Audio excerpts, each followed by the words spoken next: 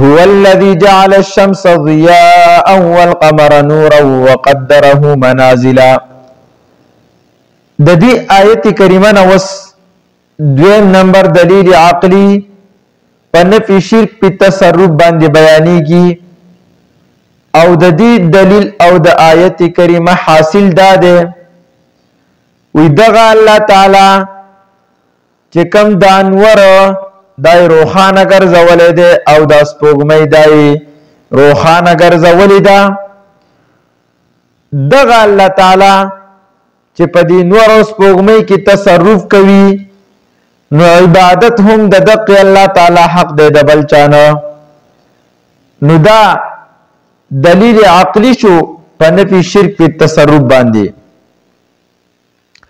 هو الذي جعل الشمس وی دغه الله تعالی هغه ذات دی جعل الشمس چې ګرځولې د انور ضیاء ای مضیئه ګرځولې د انور مضیئه روحانه والقمر نورا او ګرځولې د سپوږمۍ نورن ای منورنا روحانه سپوږمۍ هم روحانه ګرځولې ده. وقدره منازلا ای قدر سیره مضاف محذوف ده او الله تعالی مقرر کړی دی سفر د سپوږمۍ منازلا ای فی منازلا په منازلو کې. نو الله جل جلاله وس په دې آیت کریمه کې د نور سره لفظی ضیا ذکر کړو او د سپوږمۍ سره لفظی نور ذکر کړو. نو په دې کې څه حکمت ده نو ګوره یاد وساتئ مفسرین حضرات په دې کې دو فرقونه ذکر کړی دي. اولنې فرق پکې دا ده وی ضیا آغا رڼا ته ویل کېږي چې کوم رڼا په دغه څیز کې ذاتی وي ذاتی رڼا ته ضیا ویل کېږي او نور دا هغه رڼا ته ویل کېږي چې دا مستفاد وي د بلنا. نو معلومه شوه چې د نور کوم رڼا ده نو دا ذاتی ده او د سپوږمۍ چې کوم رڼا ده نو دا د نور نه مستفاد ده د نور نه اخیستلی شوې ده. او بعضی مفسرین حضرات فرمایي وی ضیا آغا رڼا ته ویل کېږي چې کوم رڼا تیز وي او نور هغه رڼا ته ویل کېږي چې کوم رڼا مدم وي. نو د نور رڼا تیزه ده او د سپوږمۍ رڼا دا مدم ده. نو ځکه الله جل جلاله دلته مختلف الفاظ د دې لپاره استعمال کړو. وقدره منازل او مقرر کړی دی الله تعالی سفر د دې سپوږمۍ منازل ای فی منازل په منازلو کې. نو یاد وساتئ د سپوږمۍ ټوټل 28 منازل دي او په 24 غنټو کې یو منزل دا طے کوي. نو دا سپوږمۍ په 28 ورځو کې خپل منازل پورا کوي او دغه شان نور د دې لپاره 12 برجونه دي او د نور د دوره د خپل منازل او برجونه چې توی کوي نو دا پورا سال وي یو کال د دې د دوره پوره کیږي. او مفسرین حضرات فرمایي وي د نور منازل دا 360 دی یا 365 چې دا په پورا کال کې پوره کیږي. لتعلموا عدد السنین نو دا ولې د دې حکمت څه ده الله تعالی د دې هغه حکمت بیانوي. ولتعلموا عدد السنین وی دې د پاره چې معلوم کړی تاسو عدد السنین شمار د کلونو، والحساب او حساب د میاشتو، یا تاسو پوه شئ عدد السنین پشمیر د کلونو، والحساب او په حساب د معاملاتو باندې.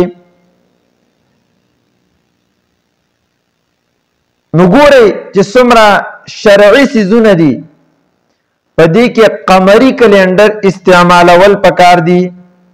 مثلا حج شو، روزه شو، زکات شو، او خصوصا زکات بیا د شمسی کلندر مطابق نه دی ورکول پکار، بلکې زکات دا د قمری کلندر مطابق ورکول پکار دی، ځکه چې شمسی او قمری کال کې فرق وي.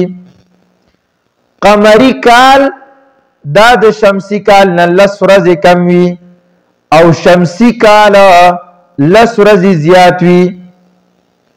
لہذا زکات دا د قمری میاشت سره ورکول پکار دي چې په دې زکات کې کمی واقع نشي. دغه شان عدت الطلاق کې هم قمری کلندر استعمالول پکار دي، دغه مطابق دا وخت تیرول پکار دي. بلکې اشرف علي تانوي صاحب خو لیکلي دي چې دا قمری کلندر دا فرض کفایه ده. نو د دې سره دا حسابونه او معاملات دا توی کول پکار دي. ما خلق الله ذلك الا بالحق، ندی پیدا کړی الله تعالی، ندی پیدا کړی الله تعالی ذالک دی نظام او عالم لرا الا بالحق، مگر الا بالحق د پاره د احقاق د حق، یا الا بالحق الا لاظهار الحق د پاره د اظهار د حق. يفصل الآيات لقوم يعلمون، فتفصيل سره بیانوي الله تعالی الآيات دلیلونه لقوم يعلمون د داسې قوم د پاره يعلمون چې پويږي. نو پويږي خو ټول خلق، لیکن فائدت آغا خلق اوچتوی چې هغه پکې سوچ او فکر کوي. ان فی خلق السماء ان فی اختلاف الليل والنهار، د دې آیت کریمه نو 3 نمبر دلیل عقلی بیانېږي په نفي شرک فی تصرف باندې. او د آیت کریمه او د دلیل حاصل ده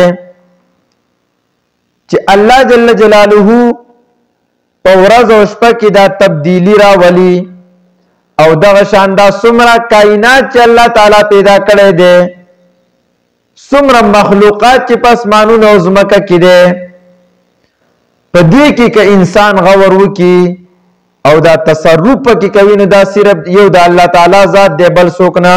نو عبادت هم د دقه الله تعالی په کار دی، د بل چانه. دا د دلیل حاصل شو. ان فی اختلاف الليل والنهار، بشک فی اختلاف الليل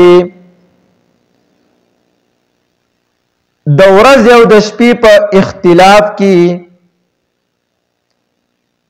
نو څه مطلب ده د ورځ او د شپې د اختلاف نه څه مراد ده؟ نو مفسرین حضرات په یو قول دا ذکر کوي، ان فی اختلاف الليل والنهار زیادتا ونقصانا. د ورځ او د شپې د اختلاف نه مراد ده چې کله الله تعالی ورځ اوږده کی او شپه لنډه کی، او دغه شانتي کله ناکله الله تعالی شپه اوږده کی او ورځ لنډه کی. نو په دې کې دا زیادت او نقصان، کمی او زیاته راځي. وی په دې کې دا الله تعالی د قدرت هغه دلایل دي.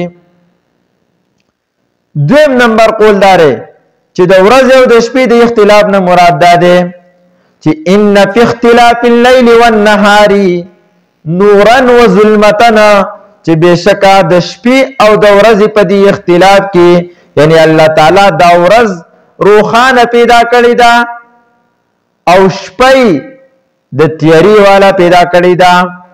وی په دې کې د الله تعالی د قدرت هغه دلایل دي. دریم نمبر قول بعض مفسرین فرمایي چې ان فی اختلاف الليل والنهار مجيئا وذهابا،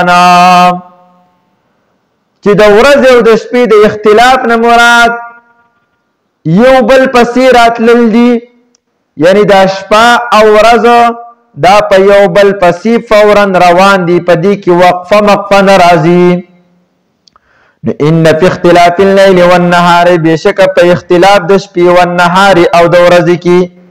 وما خلق الله فی السماوات، دا وما دا هم په فی باندې عطف ده چې ان فی ما خلق الله، او بشک په هغه څه کې خلق الله چې الله تعالی پیدا کړی دي، فی السماوات په اسمانونو کې ولرځ او په ځمکه کې، نو څه لآیات دلائل د توحید دی، لقوم یتقون د داسې قوم د پاره یتقون چې ځان بچ کوي.